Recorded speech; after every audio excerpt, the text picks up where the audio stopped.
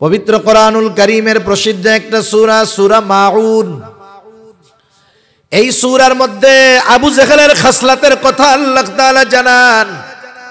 আবু জেহেলের অন্যতম এক খাসলাত ছিল, যখন কোনো ধনবান ব্যক্তির মৃত্যুর সময় হইত, ওই সম্পদওয়ালা মানুষের যদি নাবালক ছোট বাচ্চা থাকতো, আবু জেহেল গিয়া লোকটার কাছে বলতো, ভাই তুমি তো হয়তো দুনিয়ায় আর বেশি দিন থাকবা না,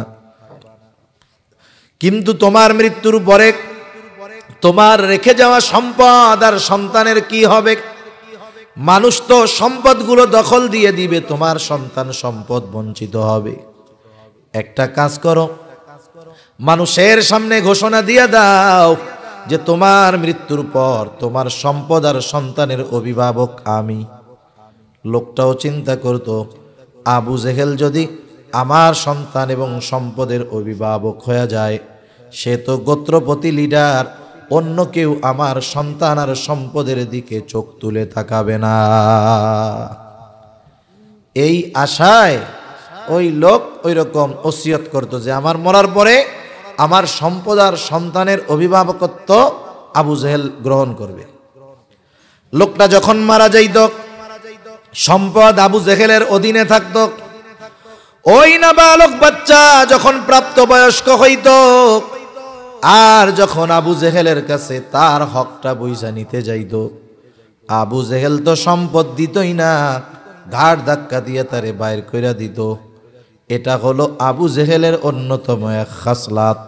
এই জন্য যারা ইয়াতীমের সম্পদ ভক্ষণ করে, এরা হলো আবু জেহেলের দলের লোক। আর ইয়াতীমের সাথে সদাচরণ করা, ভালো ব্যবহার করা, ইয়াতীমের হক যারা আদায় করে, এটা হলো নববী এক গুণ। আল্লাহ তাআলা আমার আপনার নবীকেও বলেন, ওয়ালা আপনি ইয়াতীমদের সাথে ধমকের সুরে কথা বলবেন না, ওয়ালা ইয়াহুদ্দু আলা তাআমিল মিসকিন। আর আবু জেহেলের খাসলাত ছিল এইটা, যে শুধু তাই না, আবু জেহেল কিন্তু মিসকিনদেরও খানা দিত না। আহাসিবান নাস আন ইউতরাকু আন ইয়াকুলু আমান্না ওয়া হুম লা ইফতানুন। আল্লাহ রাব্বুল আলামিন বলেন, মানুষকে এটা মনে করে নাকি সে নিজেকে বলবে আমি মুমিন, আর তাকে পরীক্ষা নেওয়া ব্যতীত ছেড়ে দেওয়া হবে? মানুষ কি এটা মনে করে নাকি? তার মানে আল্লাহ তাআলা বলেন, দুনিয়ায় যে নিজেকে মুমিন দাবি করবে, অবশ্যই এই দাবির বিপরীতে তাকে পরীক্ষা নেওয়া হবে। যে বেঈমান, তার পরীক্ষা নেওয়া আর না নেওয়াতে কি আসে যায়? যে বেঈমান সে তো অনন্তকাল জাহান্নামে থাকবে, এটা তো তার জন্য নির্ধারিত নির্দিষ্ট স্থান তার জাহান্নাম। কিন্তু আমরা যারা নিজেদেরকে মুমিন দাবি করি, আল্লাহ সুবহানাহু ওয়া তাআলা বিভিন্ন বিষয়ের মাধ্যমে আমাদের ঈমানের পরীক্ষা নেন। মানুষ অনেক সময় বোঝে না, মানুষ মনে করে আল্লাহ তাআলা মনে হয় আমাদেরকে শুধু অভাব দরিদ্রতা দিয়ে পরীক্ষা নেয়। মনে রাখতে হবে, আল্লাহ তাআলা যেমন না দিয়ে পরীক্ষা নেয়, অনুরূপ আল্লাহ তাআলা দিয়েও বান্দাকে পরীক্ষা নেয়। কিন্তু আমাদের স্বভাব, মানুষের খাসলাত হইল, অভ্যাস হলো যে আমরা যদি টাকা পয়সা ধন দৌলত সুস্থ থাকি, তাইলে মনে করি এটা মনে হয় নেয়ামত। কিন্তু আবার যখন অসুস্থ হই, একটু অভাবে পড়ি, মনে করি এটাই মনে হয় পরীক্ষা। কিন্তু ব্যতিক্রমও হতে পারে। আল্লাহ তাআলা বান্দাকে ভালোবেসে চাইলে নাও দিতে পারেন, আবার আরেকজনকে পরীক্ষা করার জন্য দিতে পারেন, যে দিয়া দেখিও কি করে। অনেক সময় মোহাব্বতের কারণে সন্তান মা বাবার কাছে অনেক কিছু চায়।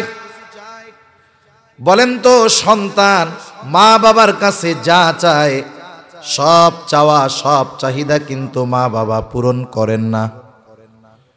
সন্তানের কিছু চাওয়া মা বাবা পূরণ করেন মোহাব্বত ভালোবাসার কারণে। আবার মাঝে মধ্যে সন্তানের কিছু চাওয়া চাহিদা মা বাবা পূরণ করেন না, এটাও মোহাব্বত ভালোবাসার কারণে।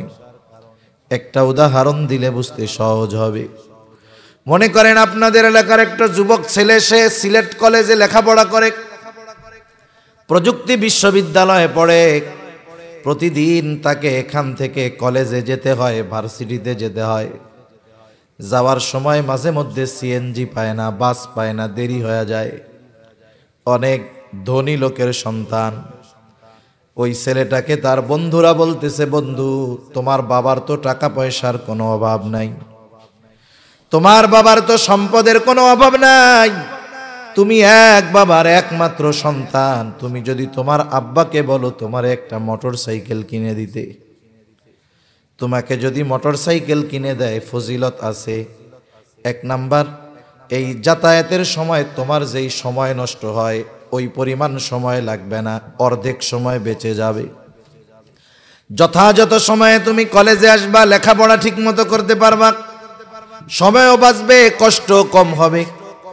এইবার ছেলেটা এসে তার বাবার কাছে খুব আবেগ দরদ মোহাব্বত ভালোবাসা নিয়ে বলতেছে, আব্বা আমি তো আপনার একমাত্র কলিজার টুকরা সন্তান, আপনি সারা জীবন যা উপার্জন করেছেন আমার জন্য, এই বাড়ি যত জমি জাতি আছে সব আমার জন্যই আপনি উপার্জন করেছেন। আব্বা গো, আপনার কাছে আমার একটা চাওয়া, আশা করি সন্তান হিসাবে আপনি আমার এই চাওয়াটাকে পূরণ করবেন। বাবা এবার বলে, বলো তুমি কি চাও? ছেলেটা এবার আবেগ দরদ নিয়ে বলে, আব্বু আমার প্রতিদিন কলেজে যাইতে কষ্ট হয়, সময় নষ্ট হয়, মাঝে মধ্যে ক্লাস পাই না, মাঝে মধ্যে গাড়ি পাই না, অনেক ঝামেলা হয়, কষ্ট হয়। আব্বু আপনি যদি আমার একটা মোটর সাইকেল কিনে দিতেন, তাইলে যথা সময়ে আমি ক্লাসে যাইতে পারতাম, আমার পড়াশোনার বড় উপকার হইত। ছেলেটা তার উপকারের জন্য বাবার কাছে মোটর সাইকেল চাইছে। এই মোটর সাইকেল পাইলে তার সময় বাঁচবে, লেখাপড়া ঠিক মতো হবে, ক্লাস ধরতে পারবে। বলেন তো এর জন্য এটা উপকারী নাকি উপকারী না? উপকারী। কিন্তু বাবা চিন্তা করতেছে ভিন্ন কথা। বাবা চিন্তা করে, আমার একটা মাত্র সন্তান, মোটর সাইকেলে আমার তরুণ যুবকরা যখন উঠে কেমন যেন রকেট চালাইতেছে, বাপটা এরকম। এখন বাপ চিন্তা করে, আমার ছেলেটাও তো যুবক, ফাঁকা রাস্তায় জোরে টান দিবে, কোন সময় এনা ট্রাভেলস মাইরা দিবে তার ঠিক নাই, কোন সময় ট্রাকের সাথে মেরে দিবে, আমার ছেলেটা দুনিয়া থেকে চলে যাবে। ছেলে চিন্তা কি করতেছে আর বাপ চিন্তা কি করতেছে চিন্তা করেন। বাবা এইবার এই কথাগুলো চিন্তা করে ছেলেকে একটা ধমক দিয়া বলে, কোনো মোটর সাইকেল দেওয়া হবে না, প্রয়োজনে তোমার লেখাপড়া বন্ধ করে দিব, তাও তোমাকে এটা দিব না। বলেন তো বাপ যদি না দেয়, ছেলে এত আবেগ দরদ নিয়ে চাইলো, বাবা দিল না, বলেন তো ছেলের কষ্ট লাগবে কি লাগবে না? এইবার বন্ধুদের কাছে যাবে, বন্ধুরা বলবে তোমার বাবা হইল একটা কিপটা। কিপটা চেনেন? কৃপণ, বখিল। তোমার বাবার যে টাকা পয়সা, তোমার তো হেলিকপ্টার কিনে দিতে পারতো, একটা মোটর সাইকেল কিনে দিল না। বন্ধুরা বলে তোমার বাবা তোমারে ভালোবাসে না, তোমার বাবা একটা কৃপণ লোক, তুমি সন্তান চাইছো একটা মোটর সাইকেল, এটাই তোমাকে দিল না। আপনারা যদি বুঝে থাকেন বলেন তো, বাপ কৃপণ, ভালোবাসে না এই জন্য সন্তানকে মোটর সাইকেল দেয় নাই, নাকি সন্তানকে বেশি ভালোবাসার কারণে দেয় নাই? কি জন্য দেয় নাই? বেশি ভালোবাসার কারণে দেয় নাই। দুনিয়ায় অনেক সময় আমার আপনার মা বাবা, আমি আপনি চাই, ভালোবাসার কারণে দেয় না। বলেন তো আল্লাহ তাআলা মা বাবার চাইতে বেশি ভালোবাসে নাকি কম ভালোবাসে? এই জন্য বান্দা আল্লাহর কাছে অনেক কিছু চায়, বান্দা বোঝে, আমার আল্লাহ বুঝে যে এটা আমার বান্দাকে দিলে তার জন্য উপকার হবে না। এই জন্য অনেক সময় আল্লাহ মোহাব্বত করে বান্দাকে অনেক কিছু থেকে বঞ্চিত করে, চাইলেও দেয় না। এটা যে দেয় না, এটা আল্লাহ তাআলা বান্দাকে ভালোবাসার কারণে। সেজন্য আল্লাহ দিয়েও পরীক্ষা নেন, না দিয়েও পরীক্ষা নেন। যে মুমিন বান্দা সে বোঝে আল্লাহ দিয়া পরীক্ষা নেয়, কিন্তু যে বেঈমান, যে নাফরমান গুনাহগার পাপী, ও মনে করে দিলেই মনে হয় আল্লাহ শুধু ভালোবাসে। এই জন্য দেখবেন সমাজে অনেক বেনামাজি, নাফরমান, পাপী, অনেক টাকা পয়সা, ধন দৌলত, সামাজিক বড় পদের অধিকারী এমন লোক সমাজে আছে না নাই? দেখবেন মাঝে মধ্যে আপনার আমার কাছেও বলবে, ভাই আল্লাহ তাআলা আমারে খুব ভালোবাসে, ঠিকমতো ইবাদত করি না, নামাজ কালাম পড়ি না, তাই আল্লাহ কত কিছু দিছে, আল্লাহ খুব ভালোবাসে আমাকে। তাহলে ও মনে করতেছে কি আল্লাহ ওকে ভালোবেসে সম্পদ আর সম্মান দিছে, ও মনে করে ওইটা। কিন্তু আল্লাহ কি বলেন? আল্লাহ তাআলা বলেন, ফাআম্মাল ইনসানু ইযা মাবতালাহু রাব্বুহু ফাআকরামাহু ওয়া না'আমা। আল্লাহ তাআলা মানুষকে পরীক্ষা করার জন্য যখন ফাআকরামাহু ওয়া না'আমা, সম্মানিত করেন, নিয়ামত দেন, বড় পদ দেন, অনেক সম্পদ দেন, নিয়ামত দেন, ওই লোকটা তখন বলতে থাকে, ফায়াকুলু রাব্বি আকরামান, আমার রব আমাকে সম্মানিত করেছে, আমাকে সম্পদ দিয়া, সম্মান দিয়ে আমার রব আমাকে সম্মানিত করেছে। ও মনে করে আল্লাহ তাআলা ওকে এইটা ভালোবেসে দিয়েছে, অথচ আল্লাহ বলেন আমি ওকে এইগুলা দিয়েছি ওর পরীক্ষা নেওয়ার। আবার যখন মানুষের সম্পদের মধ্যে অভাব আসে, রিজিক সংকীর্ণ হয়ে যায়, আল্লাহ তাআলা বলেন, ওয়া আম্মা ইযা মাবতালাহু ফাকাদারা আলাইহি রিজকাহ। আল্লাহ তাআলা যখন মানুষের পরীক্ষা নেওয়ার জন্য রিজিককে সংকীর্ণ করে দেয়, কোটিপতিকে একেবারে পথের ফকির বানায়া দেয়, সামর্থ্যবান মানুষটাকে সামর্থ্যহীন করে দেয়, অনেক বড় সম্মানিত ব্যক্তির সম্মান আল্লাহ তাআলা কেড়ে নেয়, তখন ওই মানুষগুলো বলতে থাকে, ফায়াকুলু রব্বি আহানান, আমার রব আমাকে অপমানিত করেছে। মুফাসসিরিনে কেরাম বলেন, ওই লোকটা কেমন যেন বলতে যায়, আমি সম্মান সম্পদের উপযুক্ত ছিলাম, কিন্তু আল্লাহ তাআলা আমাকে এগুলো দেয় নাই। নাউজুবিল্লাহ বলেন। সে নিজেকে উপযুক্ত মনে করে, আল্লাহ তাআলার ব্যাপারে অভিযোগ দেয় যে আমি যোগ্য ছিলাম কিন্তু আল্লাহ আমাকে দেয় নাই। এই কথা বলার দ্বারা সে আল্লাহ তাআলার ব্যাপারে ভিত্তিহীন অভিযোগ দায়ের করে।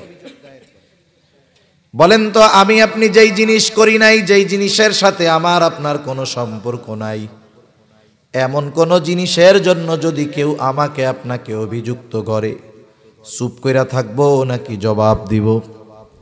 চুপ থাকলে তো মনে করবে লোকটা মনে হয় জড়িত আছে। যতই দুর্বল আমি হই না কেন, কেউ যদি আমার ব্যাপারে কোনো মিথ্যা তহমত দেয়, অপবাদ দেয়, আমি প্রতিবাদ করব যে এর সাথে আমার কোনো সম্পর্ক নাই। ওরা আল্লাহর ব্যাপারে বলে আমি উপযুক্ত ছিলাম, আমার রব আমারে দেয় নাই, অপমানিত করেছে। তাদের এই ভিত্তিহীন মিথ্যা অভিযোগের জবাব আল্লাহ তাআলা দিয়ে বলেন, প্রথমেই বলেন, কাল্লা, তোমরা যেটা বলতেছো এমনটা কখনোই নয়। এমনটা নয় যে তোমরা উপযুক্ত ছিলা, আমি আল্লাহ দেই নাই। তাহলে তোমাদের এই রিজিক সংকীর্ণতা কেন আসলো? আল্লাহ সুবহানাহু ওয়া তাআলা এই কথা বলার পর মানুষের রিজিক সংকীর্ণতার কয়েকটা কারণ উল্লেখ করেন। এ দুনিয়াতে আমরা কি কেউ চাই যে আমাদের জীবন উপকরণের মধ্যে সংকীর্ণতা আসুক? কেউ চাই? কেউ চাই না। বরং নবীজি দুআও শিখায়া দিয়েছেন যে আল্লাহ তাআলার কাছে আমরা প্রশস্ত রিজিক চাইব। আল্লাহুম্মা রযুকনা রিজকান ওয়াসিআ, আল্লাহুম্মা রযুকনা রিজকান হালালান তাইয়্যিবা। এই দোয়াগুলো আমরা আল্লাহর কাছে বলি আল্লাহ আমাদেরকে প্রশস্ত রিজিক দেন, আমাদেরকে উত্তম হালাল রিজিক দেন। আমরা কোনো সময় রিজিক সংকীর্ণতা চাই না, কিন্তু এরপরেও মানুষের জীবনে রিজিক সংকীর্ণতা কেন আসে, সেই কারণগুলোর মধ্যে কয়েকটা কারণ আল্লাহ তাআলা বর্ণনা করতেছেন। পরিমাণের মধ্যেই যে বরকত, বিষয়টা এমন না। আমরা অনেক সময় মনে করি বেশির মধ্যে মনে হয় বরকত, বিষয়টা এমন না। আল্লাহ তাআলা চাইলে অল্পের মধ্যেও বরকত দিতে পারে। হাকিমুল উম্মাত আশরাফ আলী থানবী রহমাতুল্লাহি আলাইহি বলেন, কোন বস্তুর মধ্যে বরকতটা দুই ভাবে হয়। কয় ভাবে হয়? দুই ভাবে। একটা হলো স্বয়ং ওই বস্তুর মধ্যেই আল্লাহ বরকত দেন, আর একটা হলো আল্লাহ সুবহানাহু ওয়া তাআলা পারিপার্শ্বিক বিষয়কে সম্পর্কিত রেখে আল্লাহ বরকত দেন। কেমনে বুঝাই জিনিসটা আপনাদের? মনে করেন একজনের মাসিক বেতন হলো 50,000 টাকা, আর একজনের মাসিক বেতন হলো 15,000 টাকা। দুই ফ্যামিলিতে একই পরিমাণ সদস্য, একই পরিমাণ তাদের খরচ, একজনের বেতন 50 আর একজনের 15। দেখা যায় যার বেতন 50,000 টাকা, মাস শেষে খরচ করার পরে তার পকেটে কোনো টাকা থাকে না। দেখা যায় প্রতি মাসে হয়তো সে রোগী, নাইলে তার সন্তান অসুস্থ, নাইলে তার স্ত্রী অসুস্থ। দেখা যায় প্রতি মাসে এই 50,000 টাকার কোনোটাই থাকে না। আবার আর একজন সমান সংখ্যক লোক, বেতন তার 15,000, আল্লাহ তাআলা তার পরিবারের মধ্যে কোনো রোগশোক দেয় নাই, কোনো বিপদ দেয় নাই। আর একজন আইসা বলে, ভাই ধরো এই 10 কেজি গোস্ত তোমারে হাদিয়া দিলাম। এই বিভিন্নভাবে দেখা যায় এই 15,000 টাকা বেতনের মানুষ মাস শেষে আরো 2,000 টাকা তার বেঁচে যায়।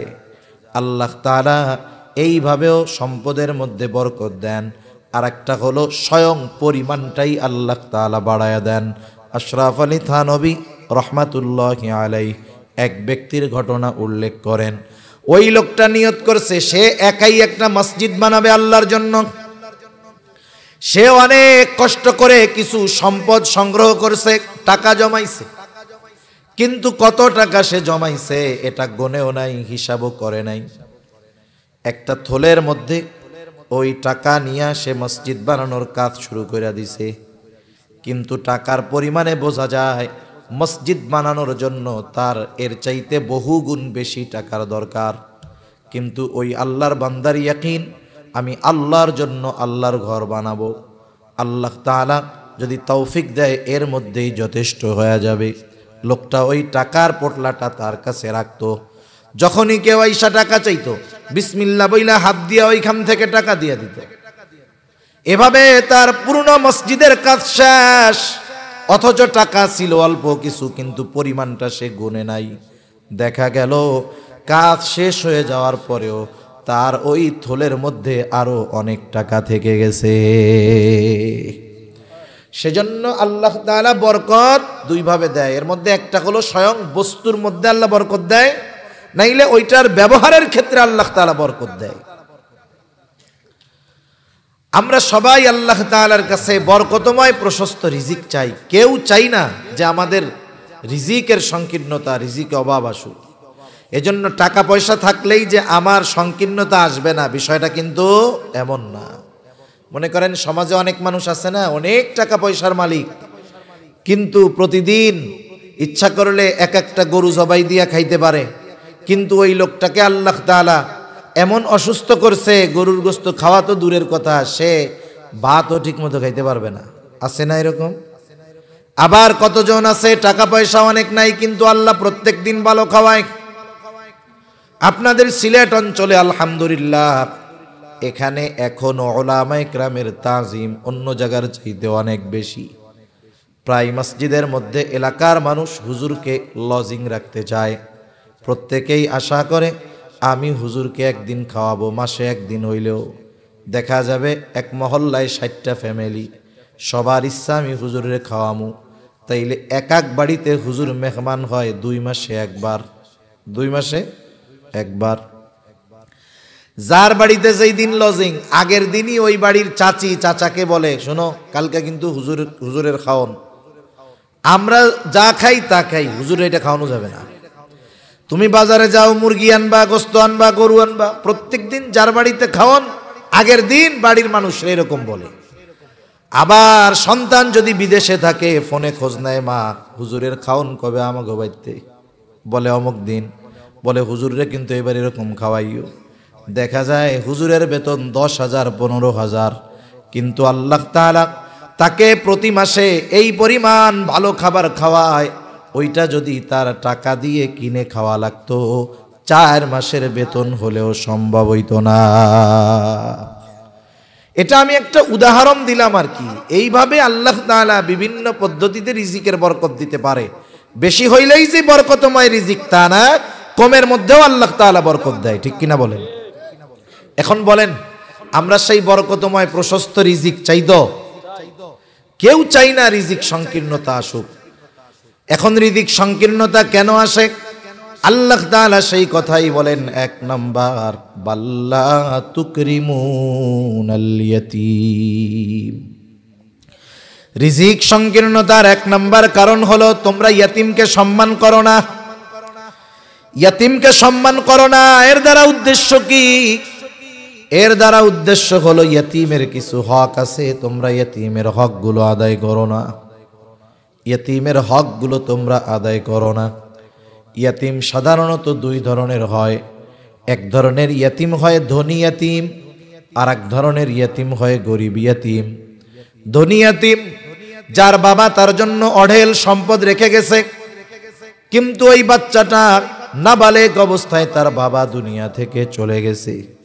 আর একজন ইয়াতিম, তার বাবাও নাই, বাবার রেখে।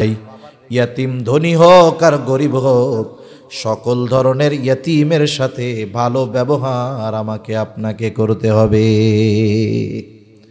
অনেক সময় ইয়াতিম যদি টাকা পয়সাওয়ালা হয় ওইটারে এক নজরে দেখে, আর যদি গরিব দরিদ্র হয় ওইটাকে আর এক নজরে দেখে। হয় কি হয় না? সেই জন্য ইয়াতিম ধনী হোক আর গরিব হোক, তার সাথে সদাচরণ করতে হবে, ভালো ব্যবহার করতে হবে।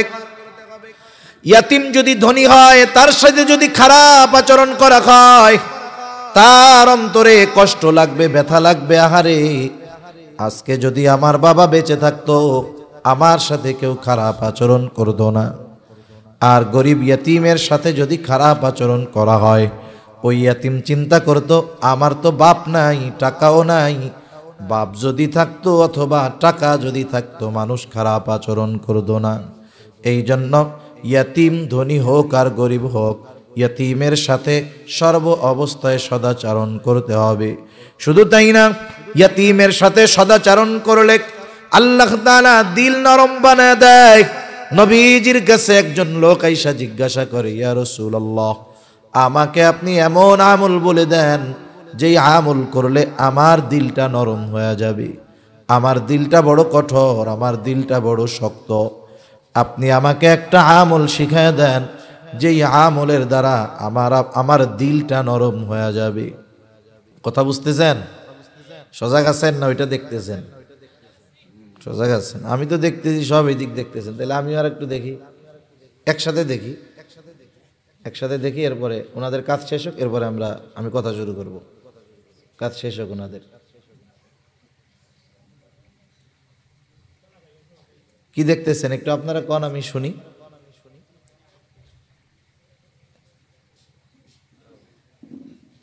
শুনেন, একটা হইল আর্টিফিশিয়াল, বুঝেন? আর্টিফিশিয়াল বুঝেন? কৃত্রিমতা। আর একটা হলো একেবারে স্বাভাবিক। আর্টিফিশিয়াল জিনিস চোখ বন্ধ করে কখন যায়, আর যখন আর্টিফিশিয়াল না, অকৃত্রিম যেটা, এটা নিজের থেকেও আসে না। আমি বলার উদ্দেশ্য নিয়ে শুরু করছি, কিন্তু কি আসবে জবানে এটা আল্লাহ জানে। আর এটা আসে শ্রোতার চাহনি, খেয়াল, এর উপরে নির্ভর করে। কিন্তু যখন এটা লাগাইতেছে, আমি বুঝতে পারতেছি আপনাদের সাথে আমার মিসকানেকশন হয়ে গেছে, আমার কথা আসতেছে না। কথা বোঝেন নাই? এজন্য যখন কেউ কথা বলে, যেই বলুক, আশেপাশে যা হয় হোক, আপনি কথাগুলো শুনেন। ওইখানে কি আছে এটা তো মাহফিলের শেষেও থাকবে। আমি কি শেষ পর্যন্ত থাকবো? আমি কি শেষ পর্যন্ত কথা বলবো? সেজন্য এই বিষয়গুলো খেয়াল করার দরকার। শয়তান তো চারিদিক দিয়ে ঘুরতেছে, চিন্তা করতেছে কেমনে মনোযোগটা নষ্ট করে দেওয়া যায়। কিছু কথা যদি দিল দিয়া শুনেই বসে, আমল যদি কইরাই বসে, তাইলে হুজুরেরও লাভ হইল, মাদ্রাসা কর্তৃপক্ষেরও লাভ হইল, ওরও লাভ হয়ে গেল। সে তো চাইবে যে এরকম উল্টা পাল্টা হোক। এজন্য এদিকে খেয়াল দিয়ে একটু শুনেন, নাকি কষ্ট হইলে আমি শেষ করে দিই।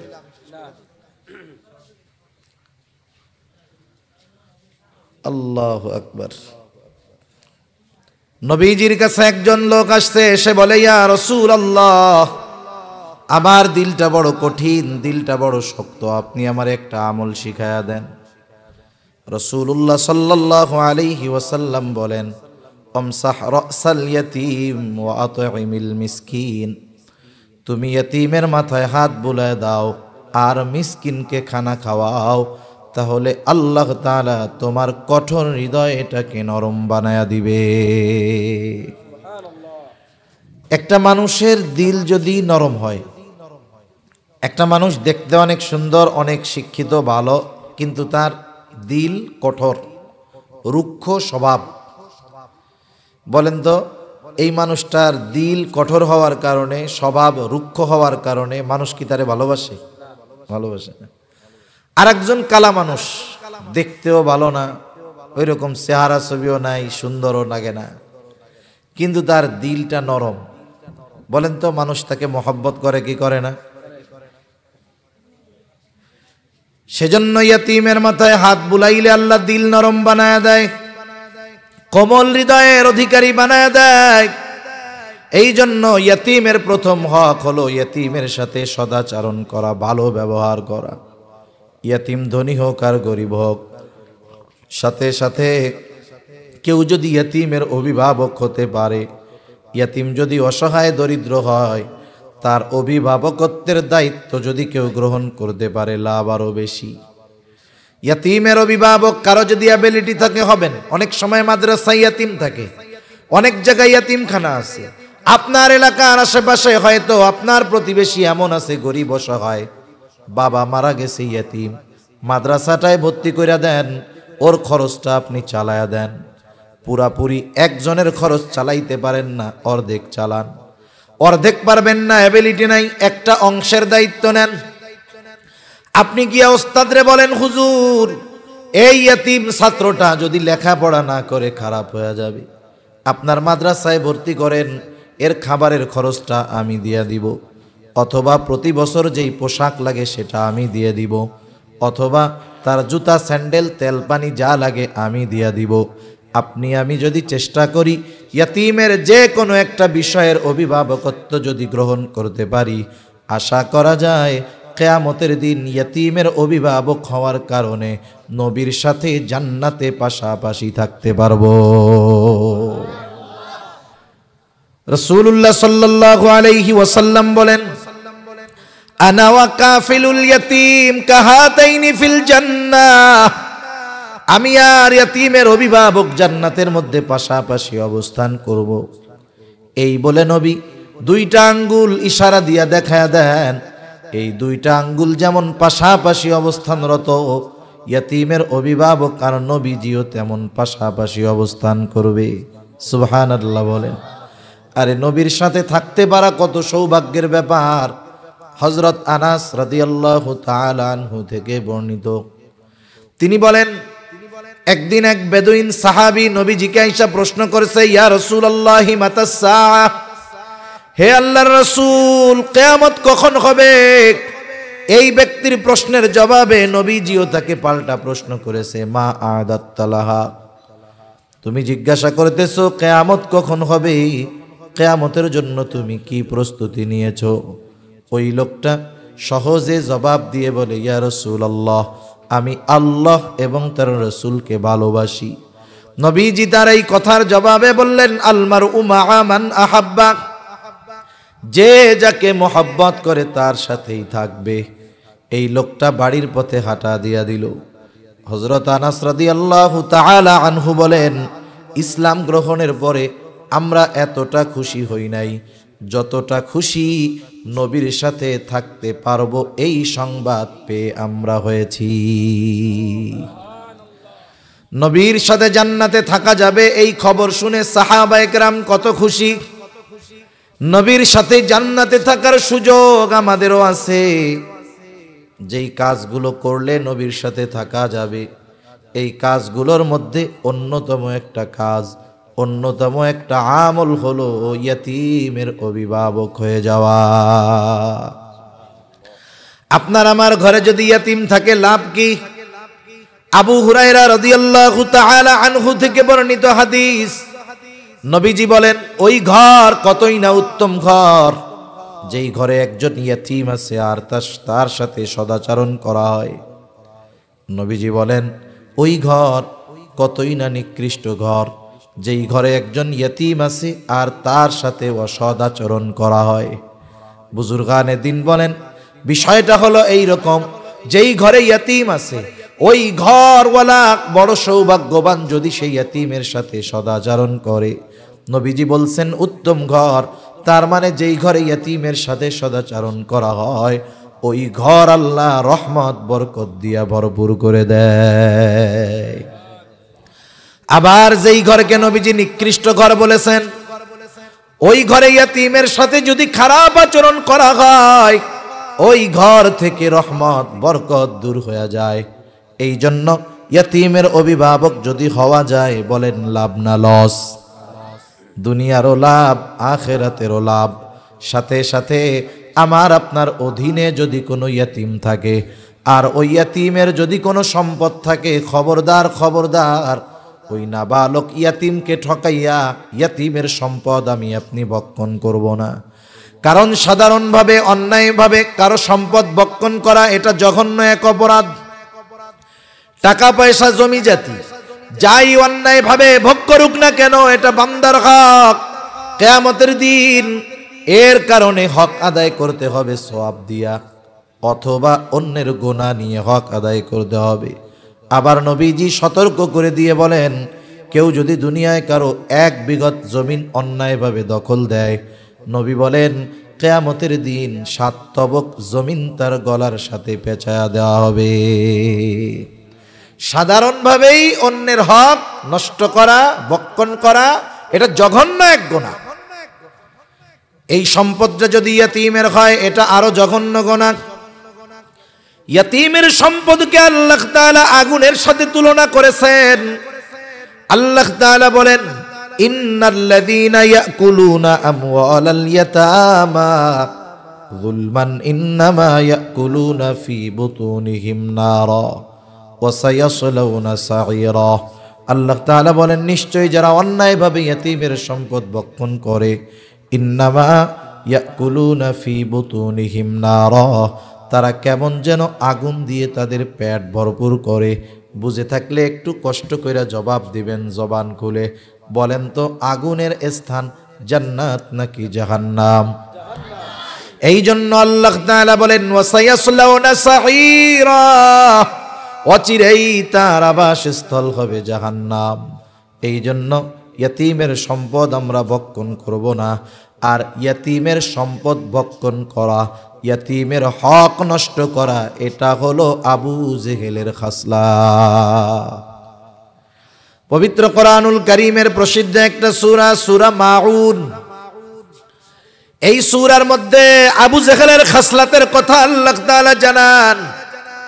আবু জেহেলের অন্যতম এক খাসলাত ছিল, যখন কোনো ধনবান ব্যক্তির মৃত্যুর সময় হইত, ওই সম্পদওয়ালা মানুষের যদি নাবালক ছোট বাচ্চা থাকতো, আবু জেহেল গিয়া লোকটার কাছে বলতো, ভাই তুমি তো হয়তো দুনিয়ায় আর বেশি দিন থাকবা না, কিন্তু তোমার মৃত্যুর পরে তোমার রেখে যাওয়া সম্পদ আর সন্তানের কি হবে? মানুষ তো সম্পদগুলো দখল দিয়ে দিবে, তোমার সন্তান সম্পদ বঞ্চিত হবে। একটা কাজ করো, মানুষের সামনে ঘোষণা দিয়ে দাও যে তোমার মৃত্যুর পর তোমার সম্পদ আর সন্তানের অভিভাবক আমি। লোকটাও চিন্তা করত, আবু জেহেল যদি আমার সন্তান এবং সম্পদের অভিভাবক হয়ে যায়, সে তো গোত্রপতি লিডার, অন্য কেউ আমার সন্তান আর সম্পদের দিকে চোখ তুলে তাকাবে না। এই আশায় ওই লোক ওই রকম ওসিয়ত করত যে আমার মরার পরে আমার সম্পদ আর সন্তানের অভিভাবকত্ব আবু জেহেল গ্রহণ করবে। লোকটা যখন মারা যাইত, সম্পদ আবু জেহেলের অধীনে থাকত। ওই নাবালক বাচ্চা যখন প্রাপ্তবয়স্ক হইত, আর যখন আবু জেহেলের কাছে তার হকটা বুঝা নিতে যাইত, আবু জেহেল তো সম্পদ দিতই না, ঘাড় ধাক্কা দিয়ে তারে বাইর কইরা দিত।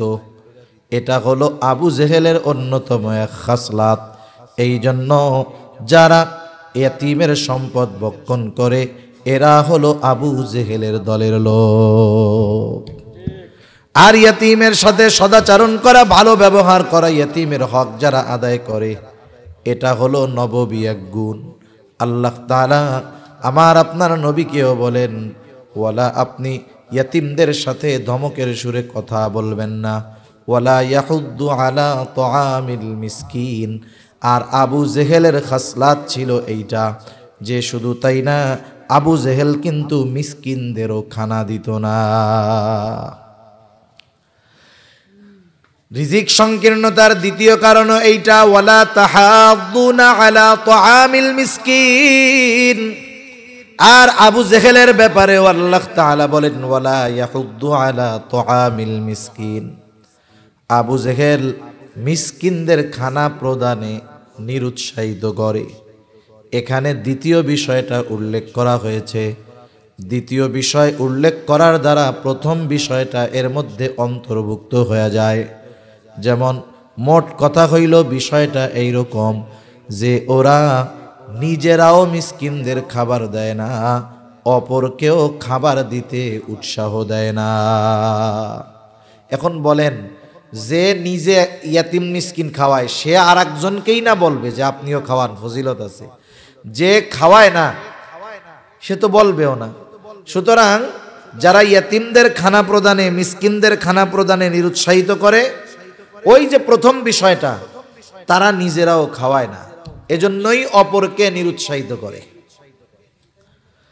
আল্লাহ তাআলা রিজিক সংকীর্ণতার দ্বিতীয় কারণ বলেন, ওয়ালা তাহাদ্দুনা আলা তাআমিল মিসকিন।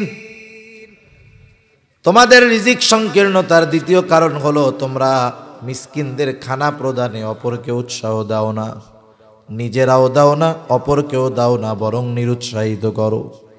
অথচ খানা খাওয়ানো সাধারণভাবে ফজিলতের কাজ। রাসূলুল্লাহ সাল্লাল্লাহু আলাইহি ওয়াসাল্লামের কাছে এক লোক আসছে, এসে জিজ্ঞাসা করে, আইয়ুল ইসলামি খাইর, ইসলামের মধ্যে সর্বোত্তম আমল কোনটা? নবীজি ছিলেন উম্মতের রূহানি ডাক্তার। একই প্রশ্নের জবাব ব্যক্তিভেদে নবীজি উত্তরও ভিন্ন রকম দিতেন। প্রশ্ন এক, কিন্তু ব্যক্তির অবস্থা ভিন্ন। নবীজি ব্যক্তির অবস্থার আলোকে জবাব দিতেন। এই লোকের এই প্রশ্নের জবাবে নবীজি বলতেছেন, তুতঈমুত তাআম ওয়া তাকরাউস সালাম আলা মান আরাফতা ওয়া মান লাম তারিফ। তুমি মানুষকে খানা খাওয়াও আর পরিচিত অপরিচিত সবাইকে বেশি বেশি সালাম দাও। এক নম্বরে নবীজি বলছেন মানুষকে খানা খাওয়াও। নবীজি কোনো স্তর বিন্যাস করেন নাই যে গরিবরে খাওয়াও, অসহায়কে খাওয়াও, মিসকিনকে খাওয়াও, নবী এমন বলেন নাই। এর মানে বোঝা গেল একজন গরিবও যদি আল্লাহর সন্তুষ্টির জন্য ধনীকে খাওয়ায়, বলেন তো ফজিলত আছে না নাই? কিন্তু দাওয়াত দিয়া খানা খাওয়াইতে হবে, ঠিক, বিনিময়ের আশা করা যাবে না। আমাদের দেশে তো এরকম, বিবাহ শাদীর দাওয়াত দিয়া চিন্তা করে দাওয়াত দিলে তো গিফট পাওয়া যাবে, টাকা পাওয়া যাবে। এই খানা খাওয়াইয়া বিনিময় গ্রহণ করা, এটা বড় খারাপ কাজ। বরং আমি আপনি যদি কোনো মিসকিন অসহায়কেও খাওয়াই, এ আশা করব না যে ভবিষ্যতে খানা তো খাওয়াইছি, ভবিষ্যতে ও ডাক দিলে, আমি ডাক দিলে আসবে, আমার উপকারে আসবে, এই চিন্তাটাও কখনো করব না। আমি যদি কারো কোনো উপকার করি, কারো কল্যাণ করি, কাউকে খানা খাওয়াই, অসহায় মানুষ, কখনো আমি তাকে এই খানা খাওয়াইছি এই জন্য কখনো খোটাও দিব না। কারণ আমি যাকে খাওয়াবো, এটা কার জন্য খাওয়াবো? এটা ধনীদের খাওয়াই আর মিসকিন অসহায়দেরকে খাওয়াই। সাহাবা একরামের আদত ছিল এইটা, অভ্যাস ছিল এইটা। তারা মানুষকে আল্লাহর জন্য খানা খাওয়াইতো, গরিব অসহায় মিসকিনদেরকে নিজে না খাইয়া খাওয়াইতো। আল্লাহ তাআলা তাদের এই অভ্যাসের কথা বলেন। তারা খানা খাওয়ায়া কি বলে?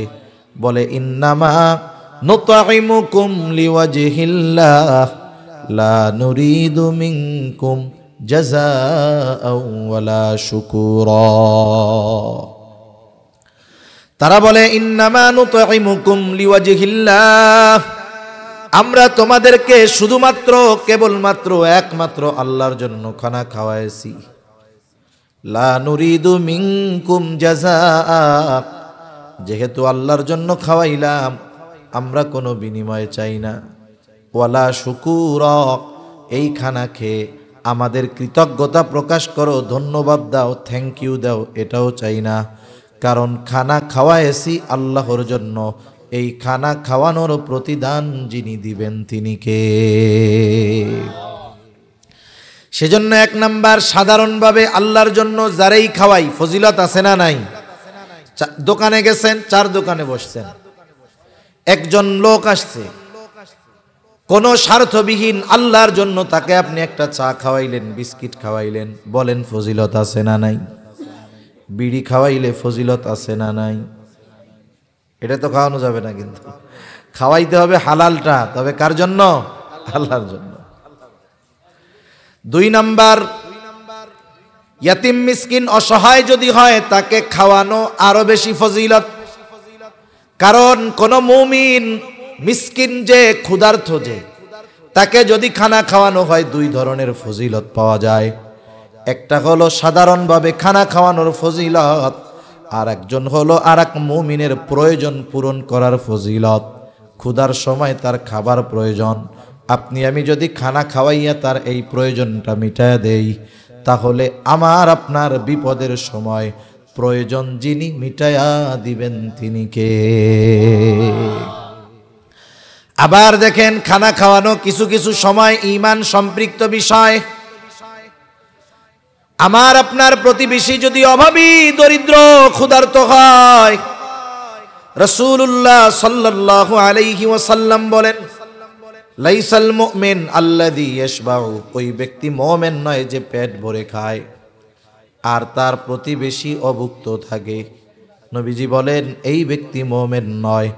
এই জন্য আমার আপনার প্রতিবেশী যদি অভাবী থাকে, দরিদ্র থাকে, গরিব থাকে, তাদের ব্যাপারে খোঁজ খবর রাখবো কি রাখবো না? রাখবো তো ইনশাআল্লাহ।